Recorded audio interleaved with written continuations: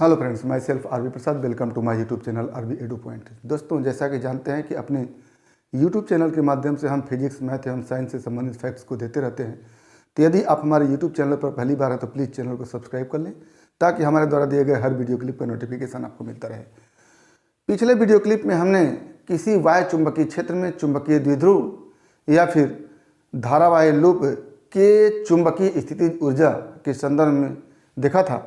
आज हम एक नए टॉपिक को लेकर के आए हैं जो किसी चुंबकीय द्विध्रुव के कारण विभिन्न स्थितियों में चुंबकीय क्षेत्र की तीव्रता क्या होती है, उसके लिए हम फार्मूला का डेरिवेशन करेंगे। तो ये हमारा एक चुंबकीय द्विध्रुव है जिसका नॉर्थ पोल ये है और साउथ पोल ये है, और इसका अक्ष नॉर्थ से साउथ को मिलाने वाली लाइन है।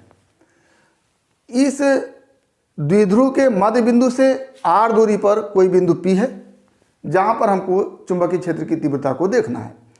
दूसरी स्थिति, ये हमारा एक और चुंबकीय द्विध्रुव है जिसके मध्य बिंदु से r दूरी पर निरक्षीय स्थिति में कोई बिंदु P है जहाँ पर चुंबकीय क्षेत्र की तीव्रता देखनी है। दोनों ही स्थितियों में चुंबकीय द्विध्रुव की लंबाई 2l है। मध्य बिंदु से l इधर और मध्य बिंदु से l इधर। यहाँ पर भी मध्य बिंदु से l लंबाई इधर और मध्य बिंदु से l लंबाई इधर। तो कुल मिलाकर के इस चुंबकीय द्विध्रुव की लंबाई 2l है। अब हम पहले अक्षीय स्थिति में स्थित बिंदु P पर चुंबकीय क्षेत्र की तीव्रता के लिए देखेंगे। तो यहाँ पर हम कंपैरेटिव अध्ययन करेंगे। जैसे विद्युत द्विध्रुव के अक्षीय स्थिति में स्थित किसी बिंदु पर विद्युत क्षेत्र की तीव्रता का फॉर्मूला हम जानते हैं, बिल्कुल वहीं से तुलनात्मक अध्ययन के रूप में हम यहाँ पर इस चुंबकीय द्विध्रुव के मध्य बिंदु से r दूरी पर स्थित अक्षीय स्थिति में किसी बिंदु P पर चुंबकीय क्षेत्र की तीव्रता को देखेंगे। तो अगर विद्युत द्विध्रुव की बात करें तो विद्युत द्विध्रुव के संदर्भ में अक्षीय स्थिति में स्थित r दूरी पर किसी बिंदु P पर विद्युत क्षेत्र की तीव्रता E इक्वल टू होता है 1/4 पाई of silent 0 twice PR upon r square minus l square का होल स्क्वायर। ये जनरल फार्मूला होता है इस विद्युत द्विध्रुव के कारण अक्षीय स्थिति में r दूरी पर स्थित किसी बिंदु P पर विद्युत क्षेत्र की तीव्रता। अब इसका हम कंपैरेटिव अध्ययन करें। विद्युत द्विध्रुव की जगह चुंबकीय द्विध्रुव ले लें। यहाँ पर P विद्युत द्विध्रुव आघूर्ण है तो हम चुंबकीय द्विध्रुव आघूर्ण लेंगे, और ये जो 1/4 पाई एप्सिलॉन 0 है ये विद्युत क्षेत्र में कांस्टेंट का यूज किया जाता है। तो हम चुंबकीय क्षेत्र में जो कांस्टेंट यूज किया जाता है उसको लिखेंगे।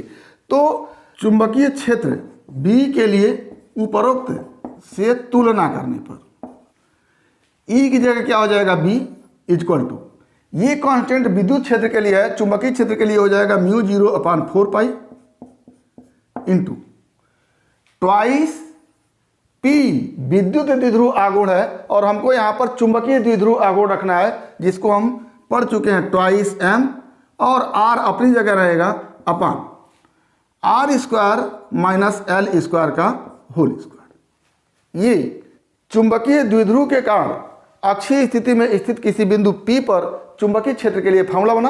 अब यहीं से यदि चुंबकीय द्विध्रुव की लंबाई द्विध्रुव से P की दूरी r के सापेक्ष अत्यंत कम हो, अर्थात L is very very less than r, imply that L square is very very very less than r square, यानी L स्क्वायर r स्क्वायर के सापेक्ष नगण्य है। और जब नगण्य है तो इस L स्क्वायर को r स्क्वायर के सापेक्ष हटा देंगे तो क्या हो जाएगा, आता है B इक्वल टू μ0/4 पाई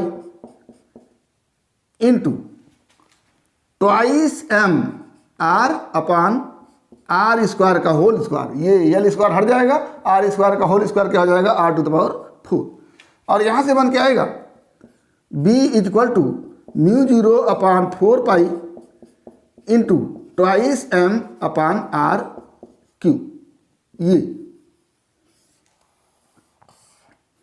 ये इस चुंबकीय द्विध्रुव के कारण r दूरी पर स्थित इस बिंदु P पर चुंबकीय क्षेत्र की तीव्रता B के लिए फॉर्मूला होगा।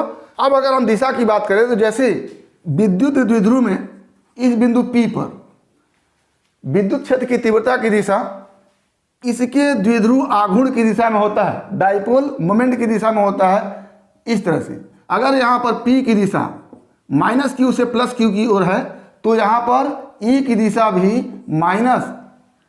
-q से +q की ओर होगी, यानी P की दिशा में होगी। बिल्कुल इसी तरह से चुंबकीय द्विध्रुव में भी इस बिंदु P पर B की दिशा S से N की दिशा में होगी, या कह लें M की दिशा में होगी, यानी B की दिशा क्या होगी, M की दिशा में होगी।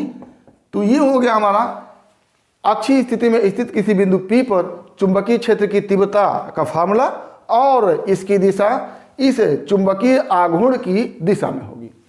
आगे हम देखते हैं कि निरक्षीय स्थिति में स्थित r दूरी पर किसी बिंदु P पर चुंबकीय क्षेत्र की तीव्रता के लिए फार्मूला क्या होता है। तो आइए यहाँ पर भी हम विद्युत द्विध्रुव के लिए इस बिंदु पर विद्युत क्षेत्र की तीव्रता से कंपैरिजन करके हम फार्मूले का डेरिवेशन करेंगे। फिर वहीं लिखेंगे कि विद्युत द्विध्रुव के संदर्भ में निरक्षीय स्थिति में r दूरी पर स्थित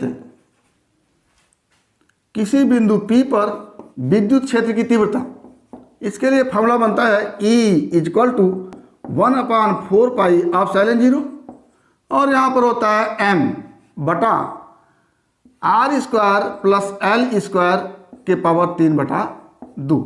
ये r² प्लस l² कहाँ से आता है, इस बिंदु P की इस n ध्रुव से दूरी जो होती है वो r² plus l² under root में करके होती है। तो यही r² प्लस l² यहाँ पर होता है, इसके पावर 3/2 होता है। तो विद्युत द्विध्रुव के संदर्भ में हमने ये निरक्षीय स्थिति में स्थित किसी बिंदु पर विद्युत क्षेत्र की तीव्रता के लिए फार्मूला को देखा है। अब यहीं पर हम कंपैरिजन करते हैं उपरोक्त की तुलना चुंबकीय द्विध्रुव के संदर्भ में निरक्षीय स्थिति में बिंदु P पर चुंबकीय क्षेत्र की तीव्रता के लिए क्या हो जाएगा, E की जगह हम लिख देंगे B, क्योंकि चुंबकीय क्षेत्र की तीव्रता के लिए है, और = 1/4 पाई एप्सिलॉन 0 की जगह आप जानते हैं μ0/4 पाई होता है चुंबकीय क्षेत्र में, और यहाँ पर m अपनी जगह होगा, और ये हो जाएगा r² प्लस l² के पावर 3/2।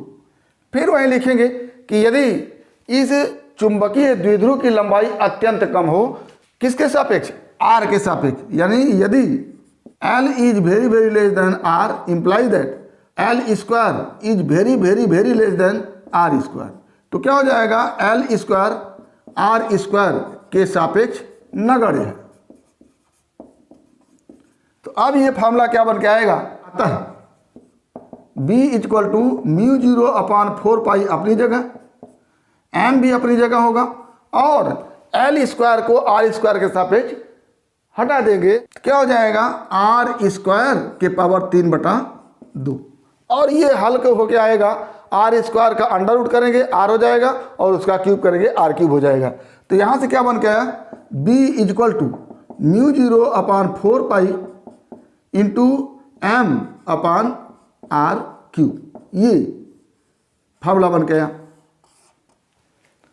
तो ये निरक्षीय स्थिति में स्थित किसी बिंदु P पर चुंबकीय क्षेत्र की तीव्रता के लिए फार्मूला हो गया, और ये अक्षीय स्थिति में स्थित किसी बिंदु P पर चुंबकीय क्षेत्र की तीव्रता के लिए फार्मूला हो गया। अब इसकी दिशा की बात करें, दिशा, तो जैसा कि आप जानते हैं कि निरक्षीय स्थिति में विद्युत द्विध्रुव के संदर्भ में विद्युत क्षेत्र की तीव्रता का फार्मूला द्विध्रुव आघूर्ण P के अपोजिट दिशा में होता है। जैसे ये हमारा -q हो और ये +q हो और ये मध्य बिंदु हो, तो यहाँ पर P की दिशा क्या होती है, -q से +q की ओर होती है। तो निरक्षीय स्थिति में अगर कोई बिंदु P है तो उस बिंदु पर ये जो विद्युत क्षेत्र की तीव्रता होती है इस P के अपोजिट दिशा में होती है, इस दिशा में होती है।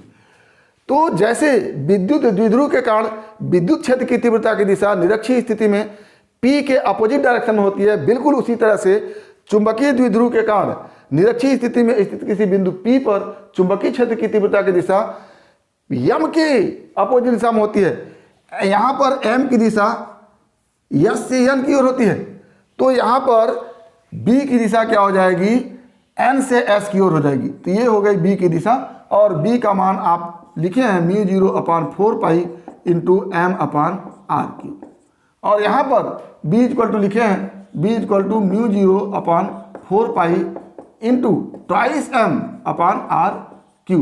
तो ये अक्षीय स्थिति में स्थित किसी बिंदु पर चुंबकीय क्षेत्र की तीव्रता, ये निरक्षीय स्थिति में स्थित किसी बिंदु पर चुंबकीय क्षेत्र की तीव्रता, और यहाँ पर B की दिशा इस चुंबकीय द्विध्रुव आघूर्ण की दिशा में होगा, और यहाँ पर M की दिशा अगर इस दिशा में है तो B की दिशा उसके अपोजिट दिशा में होगा। तो ये हमारा रहा चुंबकीय द्विध्रुव के कारण अक्षीय स्थिति में स्थित किसी बिंदु पर चुंबकीय क्षेत्र की तीव्रता B equal to μ0/4π into twice m/r3, और उसी चुंबकीय द्विध्रुव के कारण निरक्षीय स्थिति में स्थित किसी बिंदु पर चुंबकीय क्षेत्र की तीव्रता B equal to μ0/4π into m/r3। दोनों की दिशा के विषय में देखें कि अक्षीय स्थिति में चुंबकीय द्विध्रुव आघूर्ण की दिशा में B होता है, और निरक्षीय स्थिति में चुंबकीय द्विध्रुव आघूर्ण के विपरीत दिशा में B की दिशा होता है। तो दोनों ही फार्मूले से लग रहा है कि जैसे विद्युत द्विध्रुव के कारण विद्युत क्षेत्र की तीव्रता का फार्मूला होता है, बिल्कुल उसी तरह से चुंबकीय द्विध्रुव के कारण चुंबकीय क्षेत्र की तीव्रता का फार्मूला होता है। तो उम्मीद करते हैं कि टॉपिक आपको समझ में आया होगा। अगर इसमें किसी प्रकार की समस्या है तो आप हमारे YouTube चैनल के कमेंट बॉक्स में कमेंट करके अपनी समस्या का समाधान करेंगे, और यदि वीडियो क्लिप पसंद आए तो प्लीज़ लाइक करेंगे, शेयर करेंगे, साथ ही हमारे YouTube चैनल को सब्सक्राइब अवश्य करेंगे, ताकि हमारे द्वारा दिए गए हर वीडियो क्लिप का नोटिफिकेशन आपको मिलता रहे। तो आज बस इतना ही। अगला टॉपिक अगले वीडियो क्लिप में एक बार फिर आपके भविष्य के लिए बेस्ट ऑफ लक। धन्यवाद।